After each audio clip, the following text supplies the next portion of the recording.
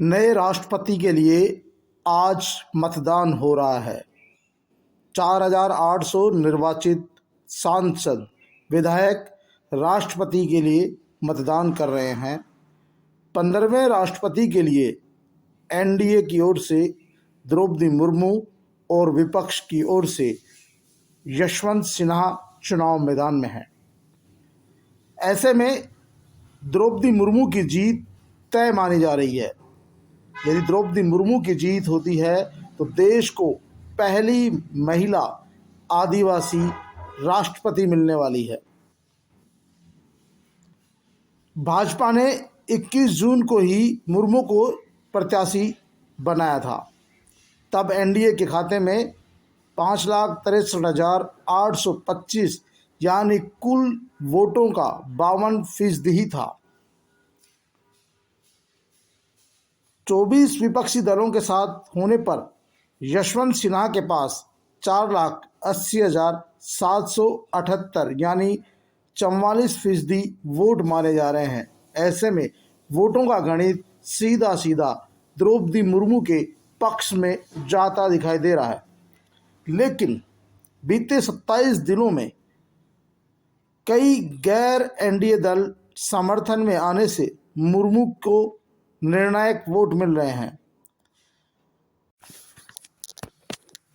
यानी कि मुर्मू को 1,86,431 वोट पड़ते हैं तो 6,67,000 यानी कि 61% से ज़्यादा वोट मुर्मू को मिलते हुए नजर आ रहे हैं।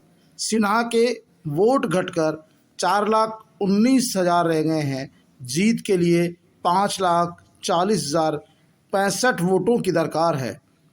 इधर राष्ट्रीय लोकतांत्रिक पार्टी के हनुमान बेनीवाल ने मुर्मू का समर्थन करने का ऐलान किया है। राजस्थान में और भी कई निर्दलीय विधायक मुर्मू को वोट दे रहे हैं। देश में भी बहुजन समाज पार्टी की नेता मायावती ने मुर्मू का समर्थन किया है। उनका कहना है कि देश को पहली महिला आदिवासी राष्ट्रपति मिलने वाली है। ऐसे में उनकी पार्टी मुर्मू को ही वोट देगी।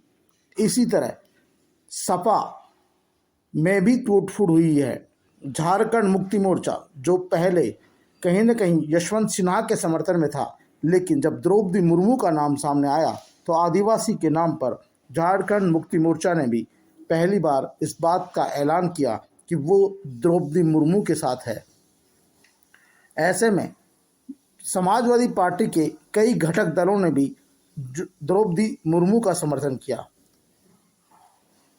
जनता दल यू के नेता बिहार के मुख्यमंत्री ने भी द्रौपदी मुर्मू का समर्थन किया। ऐसे में द्रौपदी मुर्मू के समर्थन में 62% के लगभग मतदान पहुंच रहा है, जिससे साफ जाहिर है कि यहां पर यशवंत सिन्हा की दाल गलने वाली नहीं है।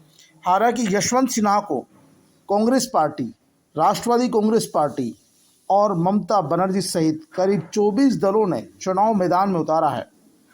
सभी दलों को ये लगता था कि यशवंत सिन्हा अपने पुराने संपर्कों के चलते कहीं न कहीं बीजेपी के वोटों में सेंधमारी करेंगे, लेकिन जैसे ही भारतीय जनता पार्टी को यशवंत सिन्हा के चुनाव मैदान में आने की जानकारी लगी, भारतीय जनता पार्टी ने तुरुप का इक्का चलाया, जिस नाम को लेकर कभी किसी ने सोचा भी नहीं होगा।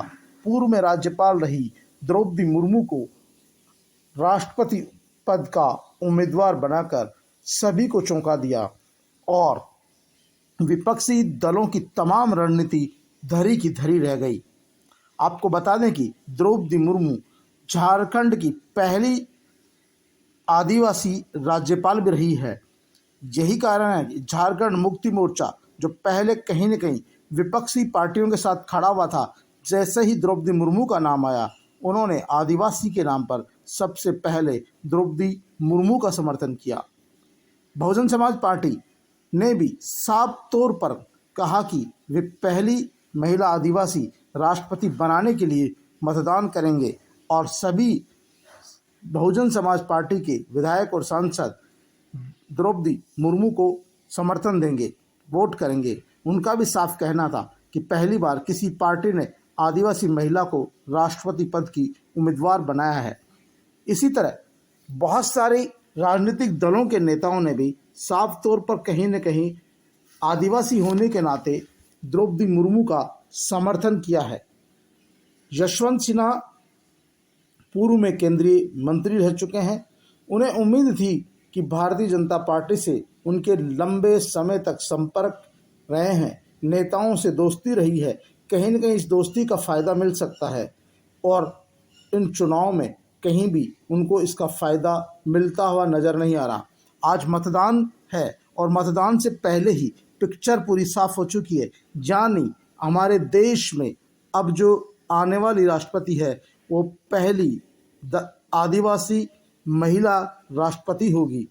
ये श्रेय जा रहा है भारतीय जनता पार्टी के उन तमाम बड़े नेताओं की सोच को जिन्होंने इसे साकार कर दिया, क्योंकि इस देश में लंबे समय तक कांग्रेस पार्टी का राज रहा है, लेकिन कांग्रेस पार्टी ने आदिवासी, दलित, मुस्लिम समाज को अपना वोट बैंक तो समझा, लेकिन कभी भी आदिवासी समाज के किसी भी व्यक्ति को राष्ट्रपति, उपराष्ट्रपति पद के लायक नहीं समझा।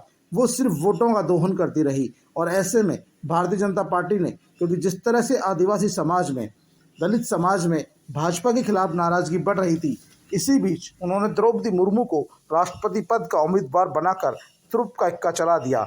ऐसी स्थिति में राजनीतिक पार्टियां जो द्रौपदी मुर्मू का विरोध कर रही थी, वे भी विरोध करने की स्थिति में नहीं रही और उनको भी चुपचाप द्रौपदी मुर्मू का समर्थन करना पड़ गया।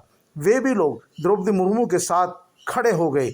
ऐसे में एनडीए की प्रत्याशी को कुल मतदान का 61% वोट मिलने वाला है, जबकि यशवंत सिन्हा 44% वोटों पर ही सिमट कर रह गए हैं। ऐसे में अब मतदान है और मतदान चल रहा है और मतदान के बाद जो नतीजे आने वाले हैं, हमारे देश को पहली आदिवासी महिला राष्ट्रपति मिलने वाली है। द्रौपदी मुर्मू के राष्ट्रपति बनने से इस देश में कई संदेश जाएंगे।